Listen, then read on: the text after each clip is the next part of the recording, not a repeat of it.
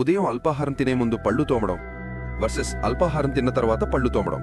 ఏ నోరు ఎక్కువగా శుభ్రంగా ఉంటుంది? ఇద్దరూ తామే సరైందని నమ్ముతున్నారు.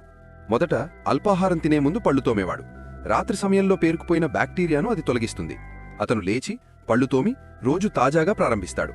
కాని తర్వాత అతను అల్పాహారం తింటాడు మరియు ఆహారం మరియు చక్కెర అవశేషాలను తన నోటిలో వదిలేస్తాడు. అతను రోజంతా సక్రియమైన బ్యాక్టీరియాతో గడుపుతాడు. ఇప్పుడు అల్పాహారం తిన్న తర్వాత పళ్ళు తోమేవాడు. మొదట అతను లేస్తాడు, అతను తింటాడు. తిన్న తర్వాత కనీసం 30 నిమిషాలు వేచి ఉంటాడు. అతను సరైన సమయంలో తన నోటిని శుభ్రం చేస్తాడు మరియు చక్కెర అవశేషాలు మరియు ప్లాక్ను తొలగిస్తాడు. అతను నిజంగా శుభ్రమైన నోటితో రోజును ప్రారంభిస్తాడు.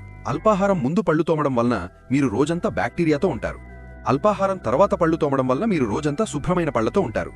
ఇప్పుడు మీరు చెప్పండి, మీరు ముందు టీంలో ఉన్నారా లేదా తర్వాత టీంలో ఉన్నారా? మరిన్ని వీడియోల కోసం దయచేసి లైక్ చేసి సబ్స్క్రైబ్ చేయండి. Gotta brush my teeth! At least you're doing something right. Now eat.